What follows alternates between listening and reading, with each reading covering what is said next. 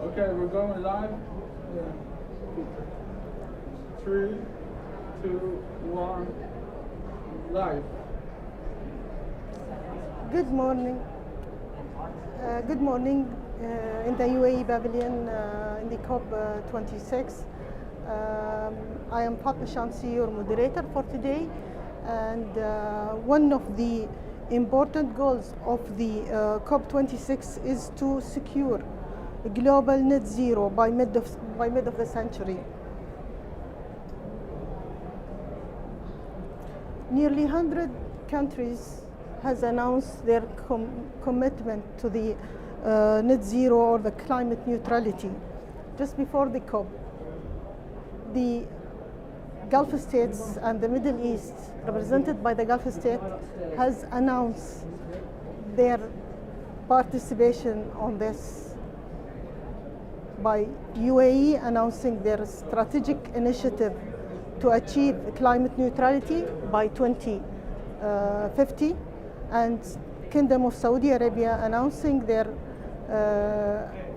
achievement to achieve the net zero by 2060, and also followed by Bahrain announcing their willingness to achieve the net zero by 2060 also.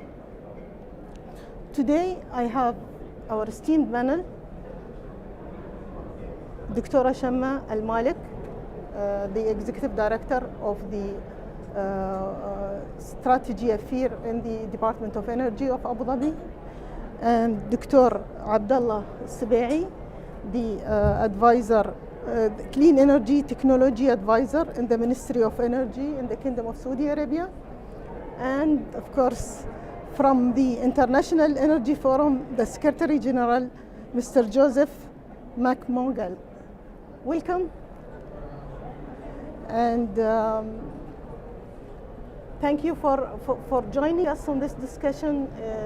It is a pleasure to have everybody here, especially with a short announcement just before the COP. I'll start my question to the UAE and Saudi Arabia with regard to their announcement. Each country has its own challenges and motivation to achieve the net zero. What are the challenges and opportunities for UAE and the Kingdom of Saudi Arabia to realize their climate ambitions? Dr. Shamma, ladies first. Thank you, Engineer Fatima. It is my pleasure to be today with you, Dr. Abdullah and Mr. Joseph. Referring to your question, I believe that challenges and opportunity vary from country to country, relying on many aspects like energy security, social impact, and environmental impact as well. So as you know, oil has been a key driver for our economy for decades.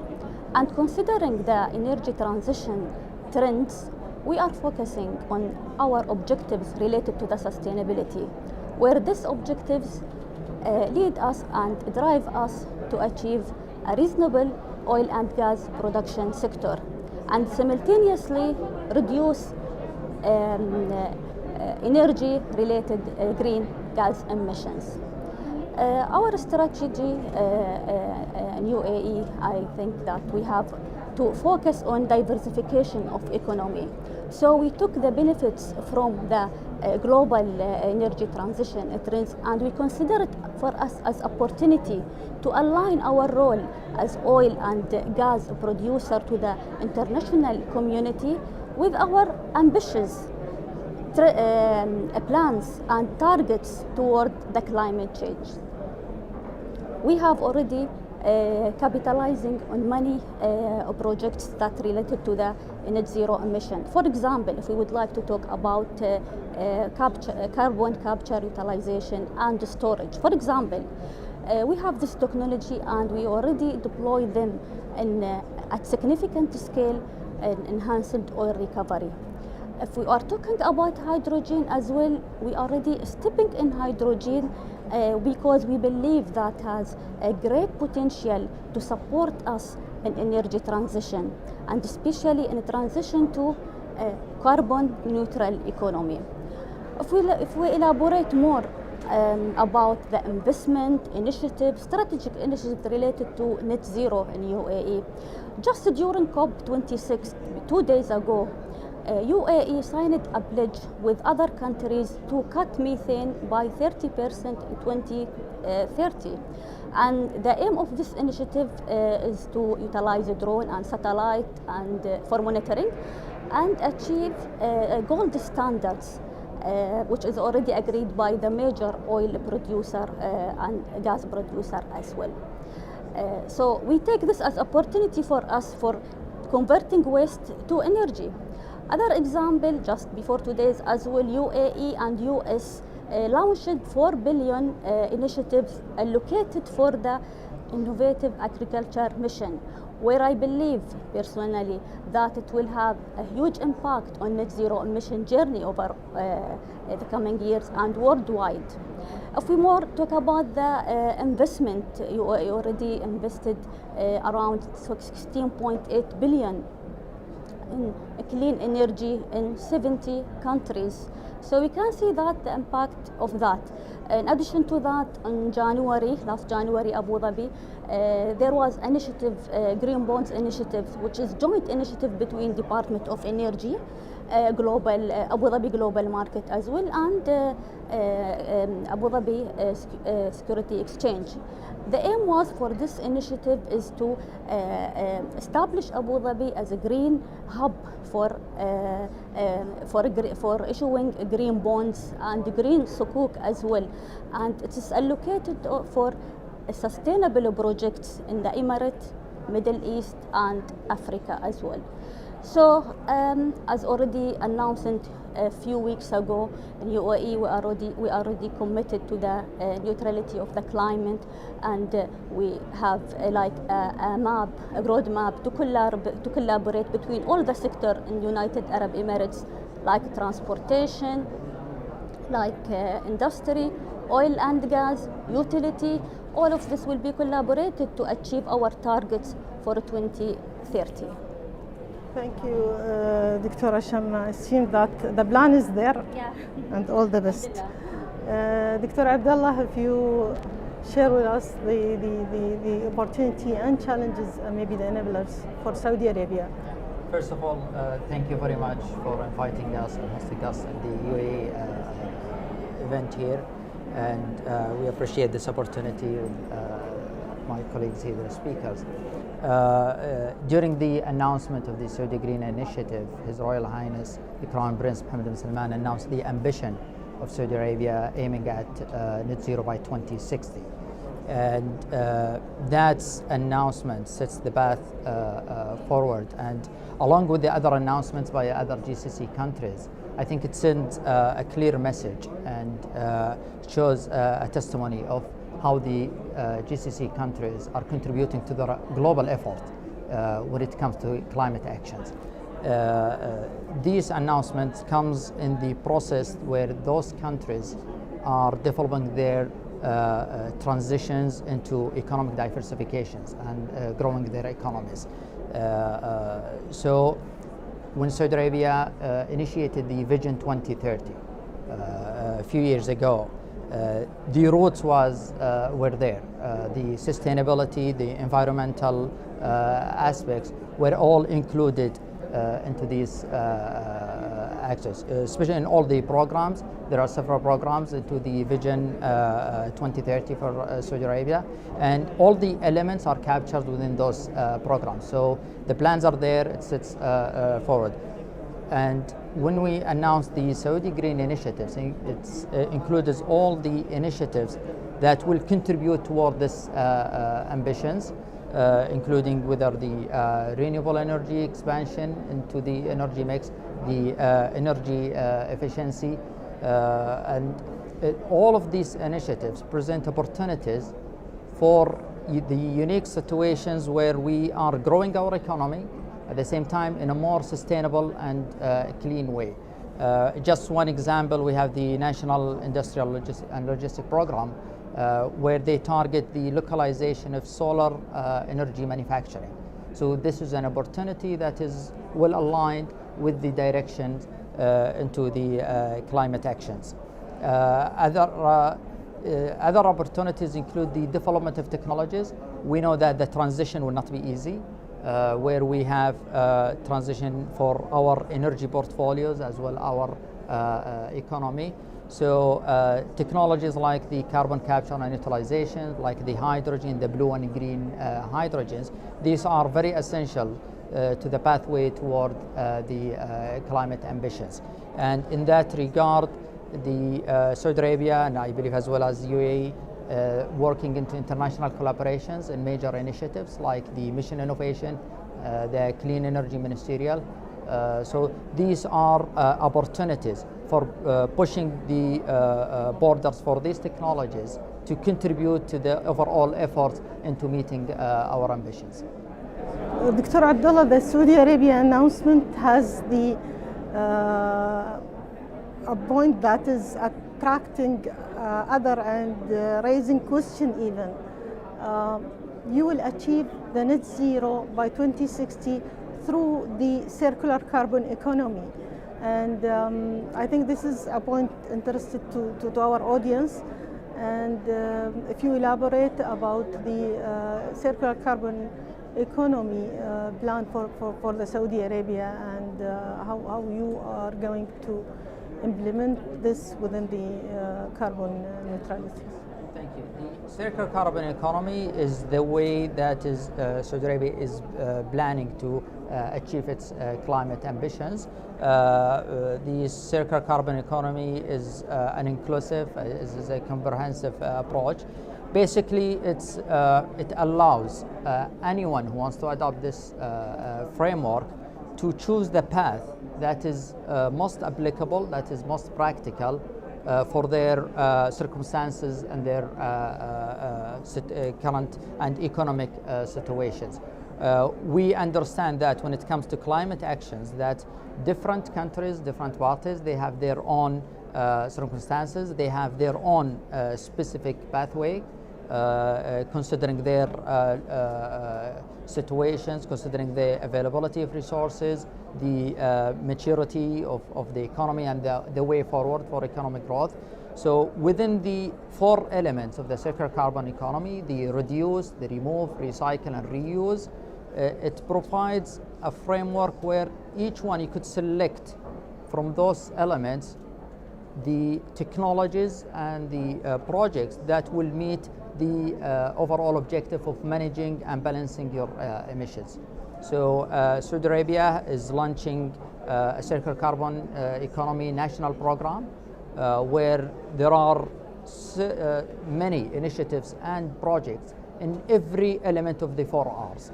Okay. For example, for the renewables, the plan is to reach around between 45 to 50% of the energy mix from renewable resources by 2030. Also in the energy efficiency, as well as the carbon capture and utilization, the CCUS, Saudi Arabia is planning to build one of the largest CCUS hubs in the world. And that will be also a collaborative work between the region, where we work with the GCC countries to look at a regional hub for carbon capture and utilizations, because it benefits everyone. And this is in the direction of implementing the 4 Rs in order to achieve the managing and balancing emissions objectives.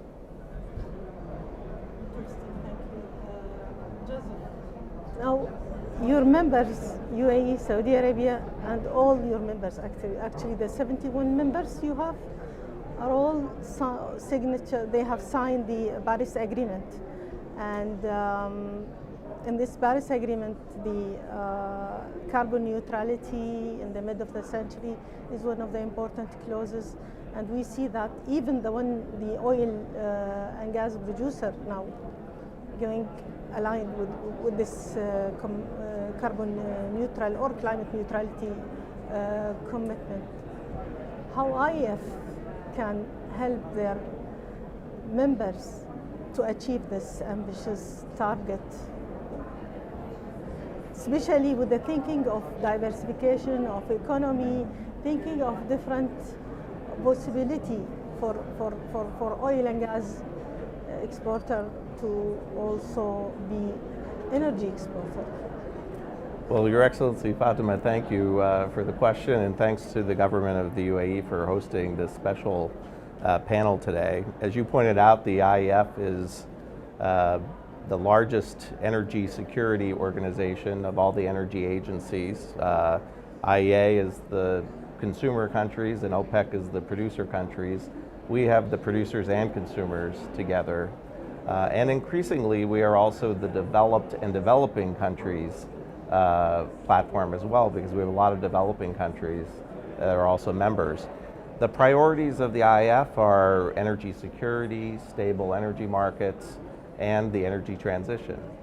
I'm the first American Secretary General, so if you allow me, we have an American saying that even President Biden, I think, has used in other contexts, and it's that we have to walk and chew carbon at the same time.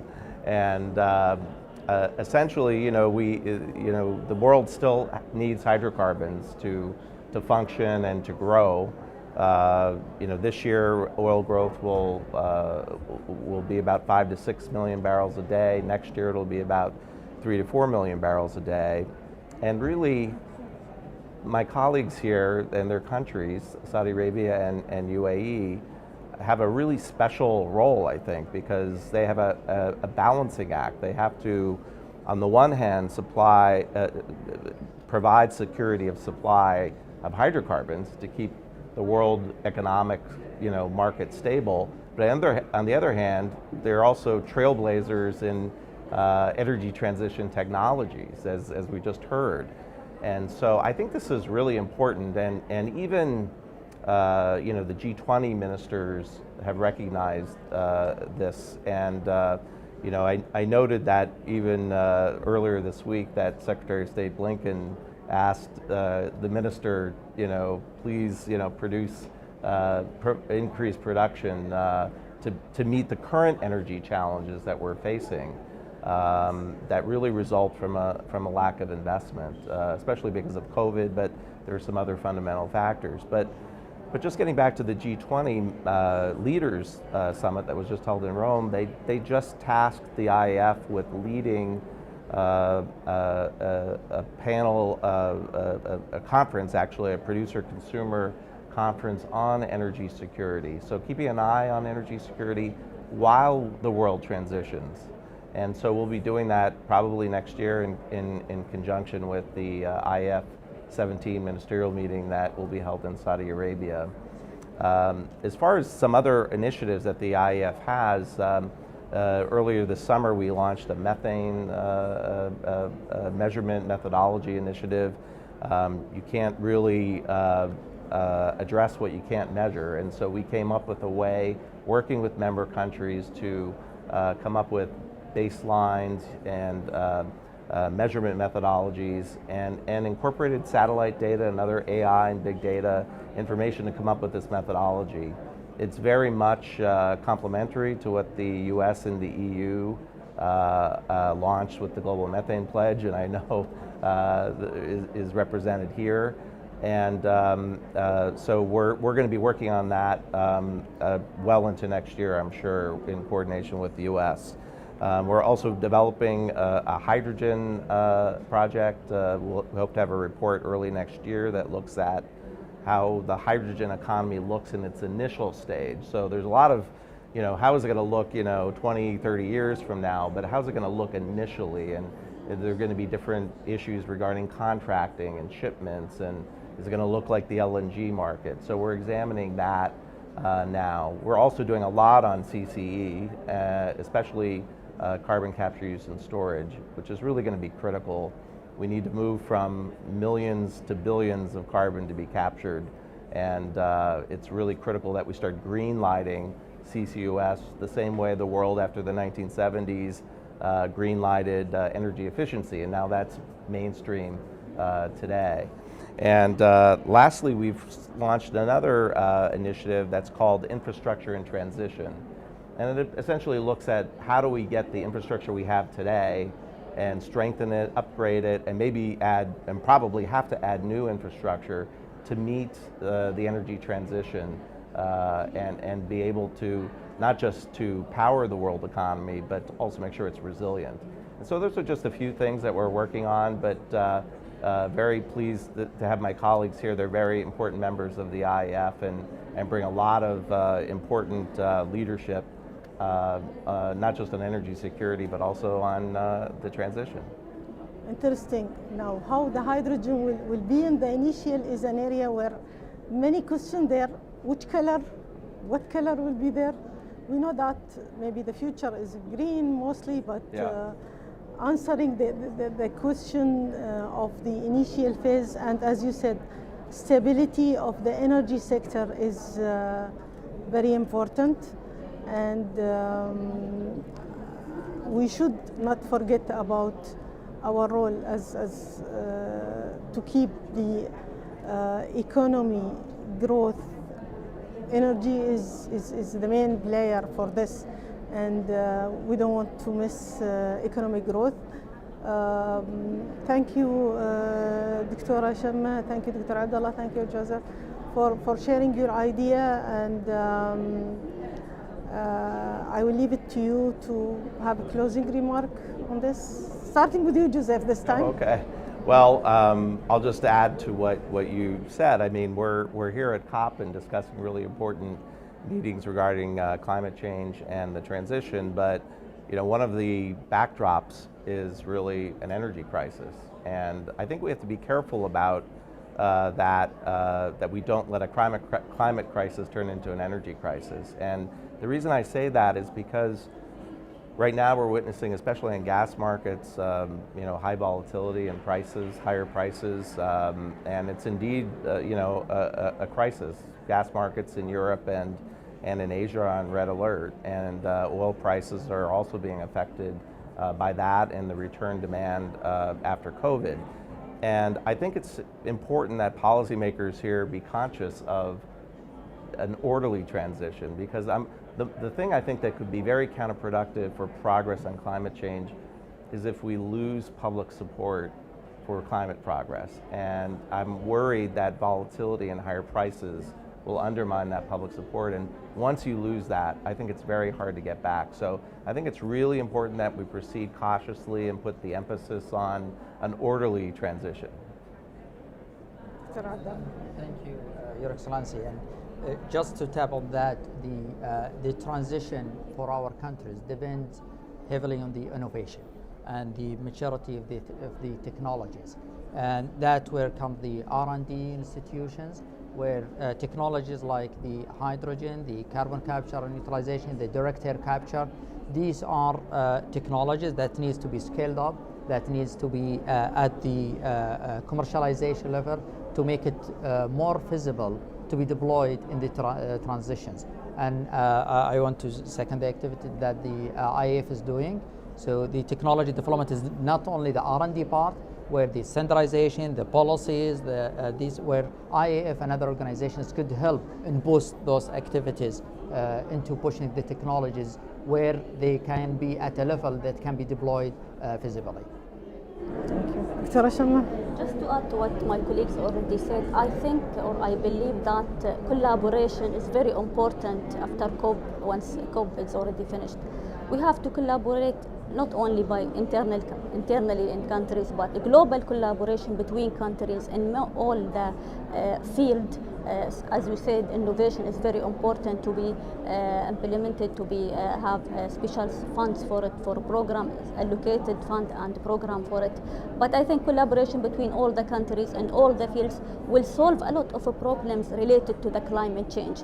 One country and 10 countries and 30 countries will not do that much unless the global will have hand to hand and to solve the problem of the climate change, hopefully. Thank you for being here, and thank you for our audience to be there to listen to this discussion. Hope that it was a fruitful discussion, as I feel that from my side that was very fruitful, and hope you have a good day. Thank you. Thank you. Thank you. Thank you. Thank you.